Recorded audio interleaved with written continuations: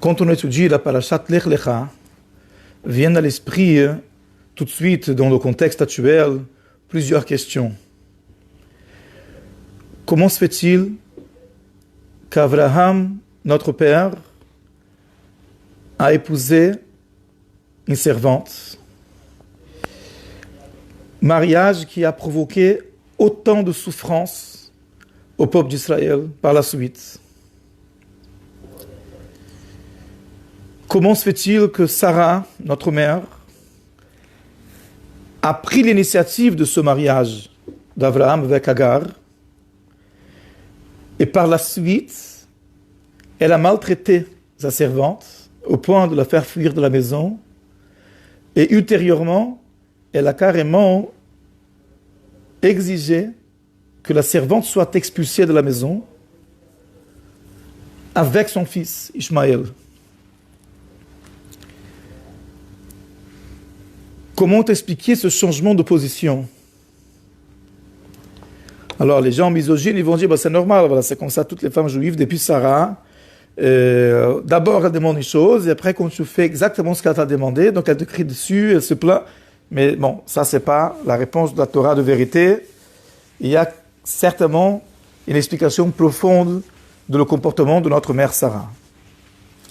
Et troisièmement, une chose qui vient à l'esprit, comment se fait-il que d'Abraham, notre père, est sorti un énergumène comme Ishmaël et tous ses descendants qui ont provoqué autant de souffrances au peuple d'Israël durant l'histoire et notamment de nos jours, tout ce qu'on vit actuellement, tout ce qu'on a vécu le 7 octobre et avant cela et après cela.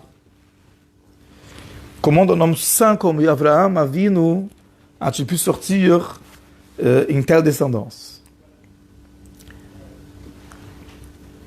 Donc d'abord, c'est quand même intéressant d'apporter des choses redoutables, extraordinaires, en même temps qu'on retrouve dans les paroles de nos sages, en parlant de l'époque juste avant la venue du Mashiach, et comment les descendants d'Ishmaël, précisément, vont apporter autant de souffrances aux enfants d'Israël durant la période qui précède la venue du Mashiach. Les sages parlent donc de 4 exils du peuple d'Israël. L'exil de Babylonie, celui de Perse, puis de Grèce, puis de Rome. Donc on parle de 4 exils, puis dans une période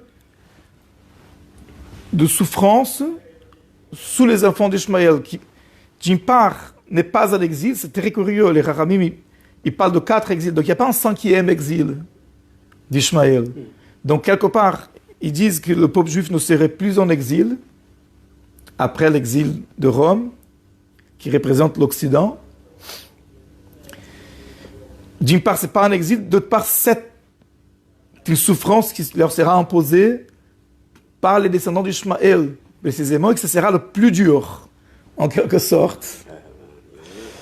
Et c'est bizarre, parce que ça ressemble un petit peu à ce qu'on vit aujourd'hui, que physiquement, on n'est pas en exil. Physiquement, on est sur notre terre, on domine notre terre, et la plupart des Juifs se trouvent sur notre terre aujourd'hui. Donc physiquement, on ne peut pas dire qu'on était exilés, mais oui, on est toujours sous l'exil dans le sens de domination, dans le sens de souffrances qui nous sont infligées par des nations étrangères. Alors on va commencer sur les paroles de Rabbi Chaim Vital. Rabbi Chaim Vital était un grand kabbaliste d'origine italienne. Il était le disciple principal du Ari Akadosh. Il a écrit un commentaire sur le Teilim appelé Etz Adat Tov, l'arbre de la connaissance du bien. Et précisément sur le psaume 124. Ce psaume est très spécial pour nous, puisque c'est le psaume qui correspond à l'âge du Rabbi de Lubavitch, aujourd'hui. Le Rabbi serait dans sa 124e année depuis sa naissance. Et les chassidim récitent ce psaume quotidiennement en signe de connexion à leur rabbi. Et dans ce psaume qu'on récite tous Shabbat matin, il est dit Lulei Hashem shehaya lanu yomar na Israël, si ce n'était pas l'Éternel qui était là pour nous, dira de grâce Israël. Lulei Hashem shehaya lanu bekum aleinu Adam. Si ce n'était l'Éternel qui était là pour nous, lorsqu'un homme s'est levé sur nous, Azai chaim belaounu, si ce n'était pas Hachem qui était là pour nous, alors il nous aurait avalé vivants. Baharot abam banu, lorsque leur colère s'est enflammée sur nous. Donc le Birahim Vital, il se pose la question qui s'impose sur ce verset. Il y a une redondance, c'est une répétition, il répète 2 fois. Si ce n'était pas Hachem qui était là pour nous. Et il explique, la première partie fait référence aux différents exils que le peuple d'Israël va traverser dans son histoire, qu'on vient de citer. Et dans les paroles de la Birahim Vital, il dit comme ça, tu sais que les galouyot, les exils, ne sont que 4. Mais, il y a un mais, Israël seront dans le futur en exil, Be'acharit hayamim, à la fin des jours, Bidei Ishmaël, entre les mains d'Ishmaël. Donc, il paraît se contredire. D'une part, il dit, les exils ne sont que 4, ils correspondent aux 4 lettres du nom de Dieu, ils correspondent aux écorces qui sont au nombre de 4, ils correspondent à des versets, Ve'aretz haïta tohu vavo, ve'rosh rapnei tenom, il y a beaucoup de choses qui sont liées avec ça, dans la Torah. Donc, d'une part, Rabbi Chaim Vital affirme, les exils ne sont que 4, et juste après, il dit, mais, Od atidim Israël hiyot begalut be'acharit hayamim bidei Ishmael. Mais Israël seront encore dans un exil, donc c'est un exil, mais ce n'est pas un exil, donc ça ressemble à la situation actuelle, une espèce de contrainte, une espèce de souffrance, une espèce de galère, on va être sous le bidei Ishmael, entre les mains d'Ishmael. Et il dit, Veine behiyot Israël begaluyot arba'a, lorsqu'Israël ils traverseront ces 4 exils différents, Babylonie, Perse, Grèce, Rome. Atidim lomar, ils diront, Lulei Hashem shaya lanu yomar na Israël, si ce n'était pas Hashem qui était pour nous, dira de grâce Israël, et grâce à Hashem, ils survivront ces malheurs-là. Ve'od yesh galut acharon shetiksheh mikulam, et il y a encore un dernier exil qui sera plus dur que toutes. Ve'hu galut Ishmael, qui c'est l'exil sous Ishmael. Alors, plus dur que toutes, c'est difficile à comprendre, mais vous savez que... Là, il est dur. Oui, mais il y a eu des choses dures quand même. Oui, mais bon, là... Qu'on a traversé, mais peut-être que c'est quelque chose que tu ne sais pas d'où ça va venir, quoi. Je sais pas, après c'est mon interprétation. C'est-à-dire, à l'époque, c'est vrai qu'on a vécu des choses très dures, quantitativement, on va dire. Mais il n'y avait pas la notion de terrorisme. Dans le sens où ce qui a été fait, mais il n'y a pas le sens que tu fais une chose dans le but de terroriser tout le monde. C'est comme là, après le 7 octobre, on a trouvé des documents aujourd'hui écrits par Sinouar et Marchemont lui-même en disant il faut tout filmer et il faut maximum diffuser, il faut que ce soit des images terrifiantes pour casser le moral. Ils écrivent ça clairement mais ça, c'est exactement dans la communication. Non, Razeshon ne nous a pas cassé le moral, il n'a pas réussi. Non, pas du tout.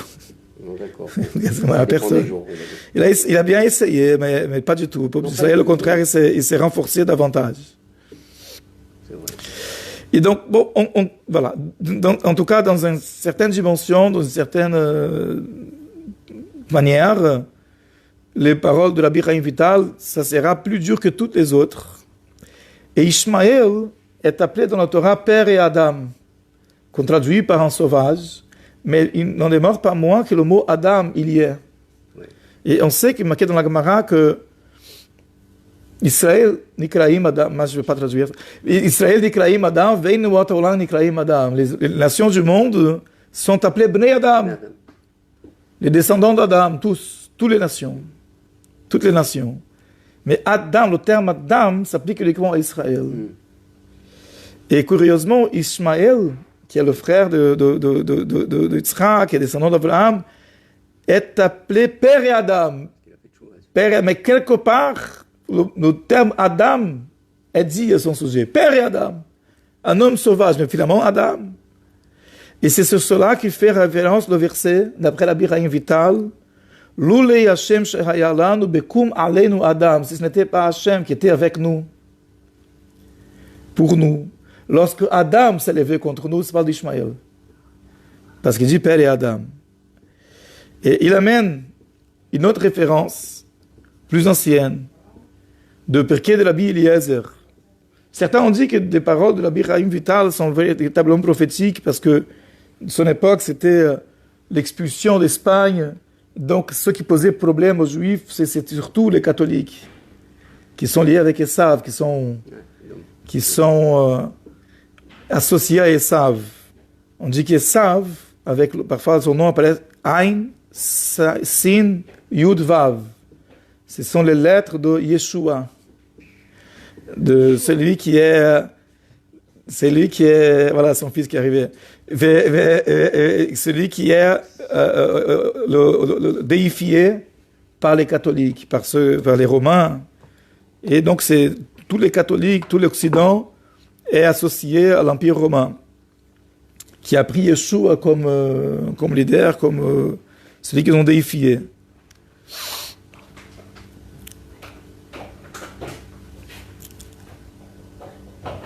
Donc, en revenant sur notre sujet, Ishmaël est appelé Adam, Père et Adam. Et c'est sur lui qui fait référence le verset Bekum aleinu Adam. Ça, ce sont les paroles de Rabbi Chaim Vital. Il amène encore une source qui l'a précédé, Pirkei de Rabbi Eliezer. Rabbi Eliezer Agadol, il a fait des midrashim, appelé Pirkei de Rabbi Eliezer. Là-bas, il commente les mots de Bilam. Bilam, dans un passage un peu Nostradamus comme ça, il parle un peu dans tous les sens, on ne comprend pas exactement ce qu'il veut. Et il dit entre autres, Oi, c'est rare comme dans la Torah utilise l'expression Oi. Oi, ça veut dire malheur. C'est un cri de souffrance. Mi irie, mi sumo el. Un peu bizarre comme phrase. Qui vivra, qui survivra, mi sumo el. C'est quoi sumo el? De ce qu'il a mis Dieu. Mi sumo el, de ce qu'il a mis Dieu. Il explique Rabbi Eliezer, mi irie, qui vivra, beyamav, dans les jours, shelmi sheshmo, shesamu shem kel bishmo, de celui qu'on a mis le nom kel, le nom de Dieu, dans son nom. Parce que parmi toutes les nations du monde, Akadosh Baruch Hu n'a pas mis son nom kel que sur deux, Israël et Ishmaël. Il n'y en a que deux. Et donc, Miri, Misumoël, qui est-ce qui va survivre de Bnei Ishmaël, de celui qui possède le nom de Dieu finalement, dans son nom? Parce que voilà, Ishmaël, il prend une énergie quelque part d'Abraham. Il est le fils d'Abraham, et le premier, chronologiquement parlant. Et il y a des choses qu'il a appris d'Abraham, comme Arnasat Orchim, comme l'hospitalité, comme la charité, comme la Brit Mila. Il y a un Zohar qui dit que l'ange d'Ishmaël, il revendique devant Akadosh Baruch Hu la terre d'Israël, parce qu'ils ont fait la Brit Mila. Et dans le cas d'Amazon, Jonathan, là, le Brit Vetorah, via Eretz Tova, quand on remercie à Kadosh Baruch Hu dans l'action de grâce, qu'on appelle en hébreu Birkat Amazon, de donner la terre d'Israël, il faut mentionner la Brit Mila. Parce que le mérite de la Brit Mila est lié avec la terre d'Israël. Donc l'ange d'Ishmaël s'est plaint devant Kadosh Baruch Hu, nous aussi on fait la Brit Mila, nous aussi on fait la circoncision, donc il nous revient la terre d'Israël. Et le Zohar dit, ta circoncision elle est vide, parce que vous faites la circoncision, mais vous ne faites pas la priya. Après l'enlèvement du prépuce, il faut enlever la peau fine qui reste sur la glande qui est en dessous du prépuce, sinon la circoncision n'est pas cachère. Et les Bnei Ishmael ne font pas ça. Ah bon? Et puisque vous faites votre circoncision, elle est vide, alors vous n'aurez que 400 ans de domination sur la terre d'Israël. Comme ça, c'est marqué dans le Zohar. Donc, c'est passé, puisqu'il y a eu l'Empire ottoman. Donc, Et lorsque la terre sera vide de ses propriétaires, en effet, durant cette époque-là, il y avait très peu de juifs dans la terre d'Israël, vous aurez ces 400 ans, après c'est fini. Et c'est quand même intéressant que l'Empire ottoman a conquis la terre d'Israël en 1517 et s'est fait expulser par les Britanniques en 1917. C'est exactement 400 ans. exactement. Bon, après, il y a des questions à poser quand même, mais quand même, la domination de l'Empire ottoman était de 400 ans exactement. Et donc, il y a cette histoire que, voilà, Ishmaël aurait hérité quelque chose d'Avraham Avinu, et il revendique de ce fait un certain droit sur la terre d'Israël, et étant donné que son nom est le nom de Dieu, Ishmaël, et Bilam dit, Mi rie mi somo kel, et le Midrash continue. Pourquoi son nom est appelé Ishmaël au futur? Ishmaël, ça veut dire Dieu entendra. Or, le nom a été donné parce que Akadosh Baruch Hu, il a écouté le pleur de l'enfant et le pleur de sa mère Agar. Akadosh Baruch Hu, il a écouté ton pleur. Et donc, il devrait s'appeler Shamaël. Oui, il t'a entendu. Shmaya Ve'avtalion, Shmaël. Il a entendu au passé. Or, son nom est Ishmaël. Dieu va écouter. Et donc, le Pirkei de Eliezer dit Atid Akadosh Baruch Hu lishmo na'akat ha'am. Akadosh Baruch Hu va écouter les gémissements de son peuple, du peuple d'Israël, de ce que les enfants d'Ishmaël vont faire dans la terre à la fin des temps. Comme ça, les mots. Mima shatidim bnei Israël asot ba'aretz be'acharit hayamim. D'autres, ne sais pas là, c'est pas fini encore.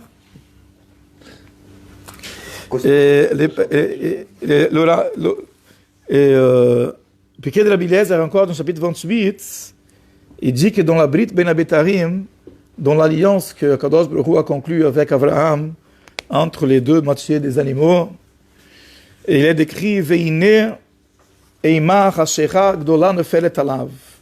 Et voici une frayeur, une obscurité grande tombe sur lui. Il y a un moment où il y a une torpeur. Et on identifie ce verset avec les souffrances de l'exil, qui c'est un peu le prix que la descendance d'Abraham va payer pour le mérite d'être le peuple élu. Et le Midrash, Pirkei de Rabbi Eliezer, il dit Eima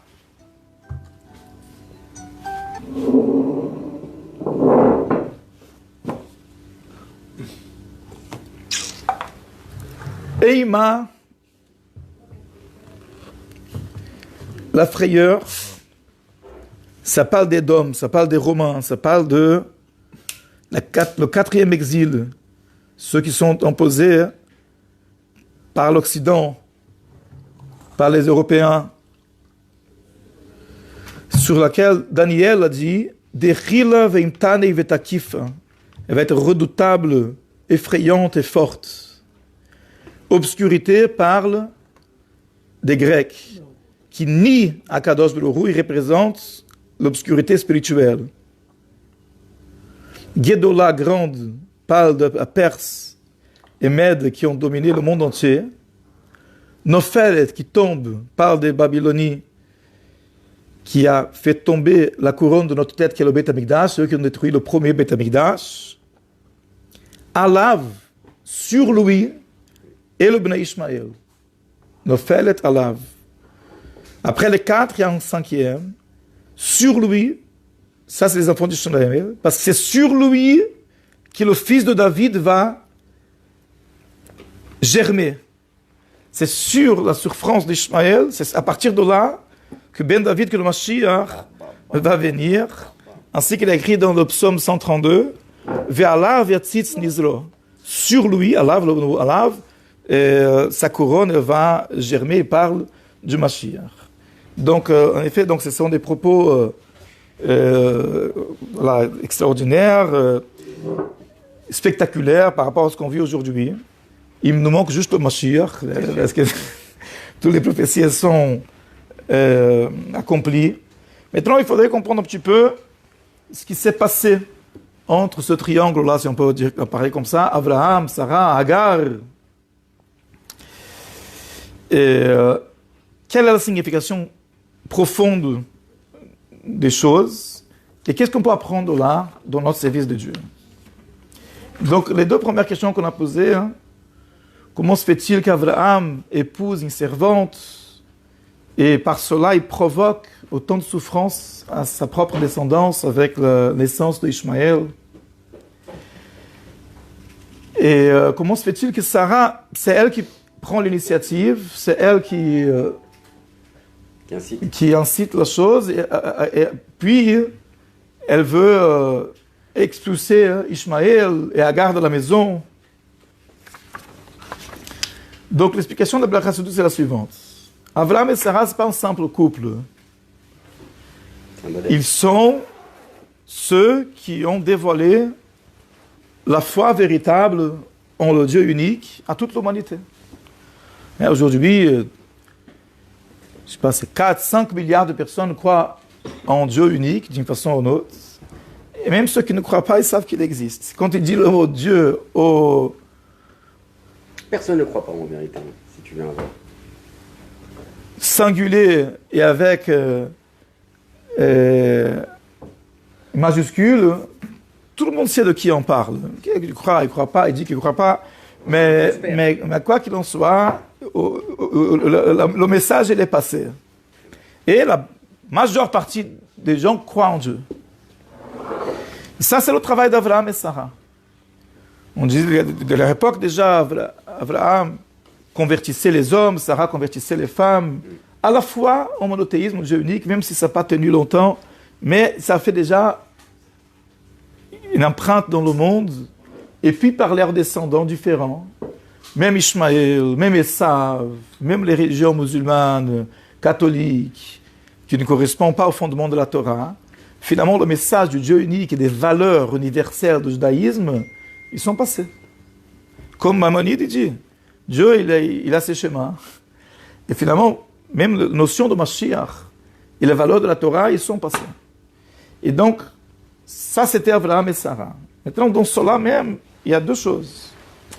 Il y a le message à toute l'humanité, comme on a parlé la semaine dernière, les 7 mitzvot qui concernent toute l'humanité, les 7 commandements qui concernent tous les êtres humains. Et il y a quand même une dimension spécifique au peuple d'Israël, les 613 mitzvot, la notion de peuple élu, de peuple de Dieu, la spécificité, la différence du peuple juif, qui ne doit pas être confondu avec les autres. C'est comme on dit dans les fêtes, tu nous as élus, choisis parmi toutes les nations, tu nous as séparés. Donc il y a cette distinction. Et donc ça représente, c'est incarné par Abraham et Sarah. Abraham est appelé ainsi parce qu'il est Avamon Goïm Netaticha. Kadosh Baruch Hu l'appelle ainsi parce qu'il dit tu es le père d'une multitude des nations. Donc Abraham, si on peut parler comme ça, était un universaliste. Au sujet d'Abraham, c'était de diffuser la foi en Dieu et les valeurs du monothéisme à toute l'humanité. Et donc, c'est la raison pour laquelle il a épousé 3 femmes. Sarah d'abord, Agar, puis tu parle de Ketura, qui dans le sens premier, c'est une 3e femme, Ketura. Et non, c'est notre femme. Et il y a des midrashim qui disent, il y a Shevim Panim la Torah, il n'y a pas que le commentaire de Rashi sur la Torah, que Ketura était descendante de Yefet.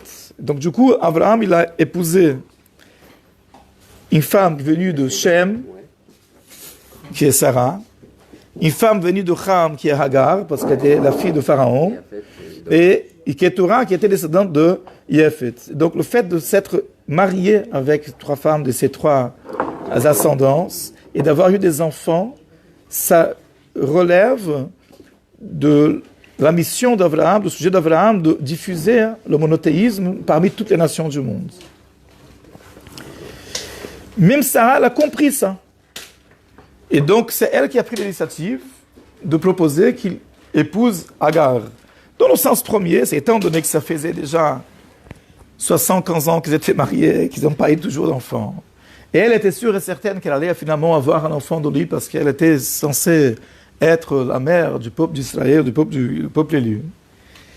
Et donc, elle a fait ce qu'ils ont fait déjà les descendantes, ensuite les femmes de Yaakov, Rachel par exemple. Tu vas épouser ma servante. Et le fait d'avoir introduit la servante à la maison pour que tu puisses avoir des enfants, ça va être un mérite qui lui sera accordé grâce à ça d'avoir elle-même une descendance.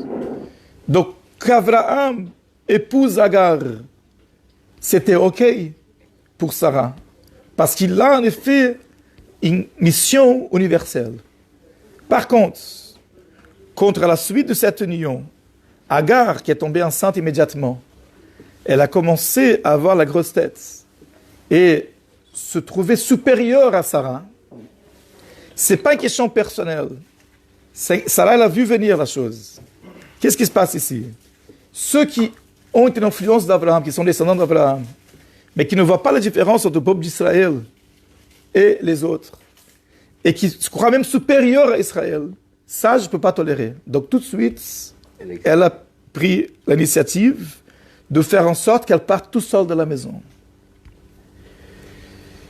Puis l'ange il s'est révélé, il a dit, reviens vers ta maîtresse et souffre sous elle, et comme ça tu auras le mérite d'enfanter une grande nation de descendants d'Abraham qui sera Ishmaël. Et donc elle est revenue, Ishmaël est né. D'accord. Maintenant, quand il a grandi, et finalement, en effet, ça a marché le coup de Sarah parce qu'elle a finalement tombé enceinte de Yitzhak. Mais après, elle a vu quoi? Qu'Ishmaël, elle est tombée enceinte de Yitzhak, n'est-ce pas? Et Sarah a enfanté Yitzhak, tu es au courant de ça? Elle est tombée enceinte, Sarah. Tu es au courant? Oui. Voilà. Et donc après, elle a enfanté Sarah. Non, parce que tu étais surpris. Et elle a enfanté Yitzhak. Mais après, Ishmaël, il avait 14 ans plus âgé que Yitzhak. Et il jouait avec lui. Hein. Il y a donc l'histoire qu'il voulait le tuer, mais il y a aussi le sujet qui lui a influencé. Il est devenu son mentor. Il est devenu son madrir, comme on dit, son conseiller. Un exemple.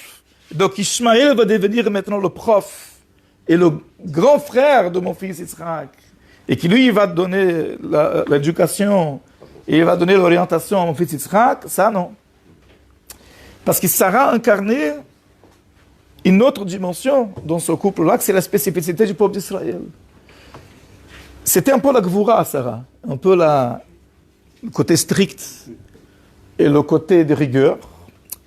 Et le côté de rigueur, c'est pas la méchanceté, c'est le sujet de rigueur, comme son nom dit, justice, exactitude, c'est-à-dire que le flux doit aller là où il doit aller et nulle part ailleurs. Sarah n'avait qu'un mari, elle avait qu'un seul fils. Donc son sujet était de focaliser cette spécificité, cette supériorité du peuple d'Israël par rapport aux autres nations. Pas d'un côté de discrimination, mais d'un côté qu'il faut qu'il y ait une hiérarchie pour ce qui est le prof et qui l'élève. Qui est-ce qui est le général et qui est-ce qui est le soldat. On ne peut pas rentrer dans une mentalité qu'on est tous les fils d'Abraham, on est tous pareils. C'est ça qui Sarah, sa mission était de s'opposer à cette confusion morale et d'assurer la spécificité du peuple d'Israël. Et par rapport à la question, comment cet enfant-là il est sorti d'Abraham, quel est le rapport maintenant entre ses descendants et Abraham? Donc, on expliquait dans la Chassidut, dans la Kabbalah, qu'Abraham incarnait la tribu de Chesed. Traduit Chesed par bonté, générosité, largesse. Et Ishmaël aussi, il a pris ce côté-là. de largesse, de générosité. Sauf que, dans la Chassidut, il y a une différence. Il y a deux sortes de bonté. Il y a une bonté d'Abraham, Chesed d'Abraham. C'est une bonté qui relève de l'humilité, d'un sentiment de petitesse. C'est une bonté que je partage avec l'autre parce que qui je suis pour posséder quelque chose et que l'autre il n'en a pas. Donc si Hachem m'a donné, c'est certainement pas pour moi, c'est pour que je puisse partager à celui qui n'en a pas. Donc c'est donner par humilité. Ça c'est Chesed de Kedusha, c'est un Chesed qui vient de l'attachement à Dieu. Mais il y a une autre sorte de Chesed, Chesed d'Ishmaël, Chesed de Klippa. C'est un Chesed du côté opposé à la sainteté. C'est donner pour s'exprimer, pour montrer que je suis là. Je suis tellement grand que je vais donner et tout le monde va savoir. Et à ce moment-là, je vais me répandre. Donc c'est un sujet de générosité, c'est un sujet d'expansion, c'est un sujet même de don, de bonté, si on peut dire ainsi, mais qui est une expression de l'ego, au lieu que ce soit le contraire, une expression d'humilité.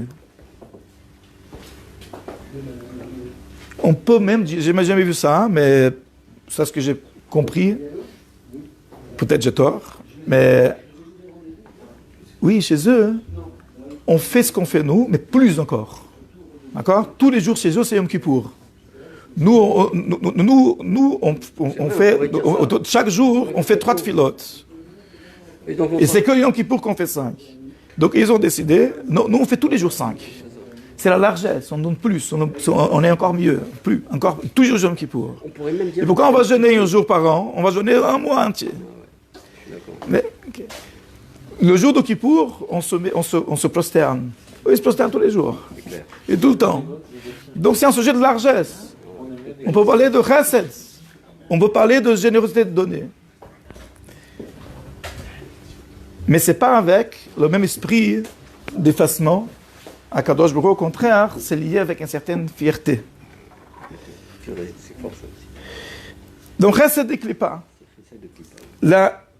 Le critère par cela, c'est contre cette chesed-là, contre la bonté, elle est liée avec le fait de s'abandonner, de s'oublier, de penser à autrui. Est-ce qu'on est prêt à le faire ou pas? Donc ça, c'est le cas d'Avraham Avinu.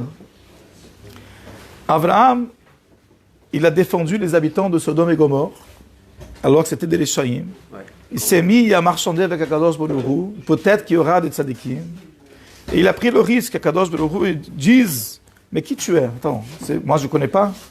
Moi je parle à peine pour mes propres créatures. Je ne sais pas combien de tzadikim il y a dans la ville. » Et Abraham, il a exprimé ça en disant « Je suis de la poussière et de la cendre. » Ça veut dire je m'abandonne, je prends le risque, je vais me faire exploser, je vais me faire réduire en poudre, en poussière, en cendre.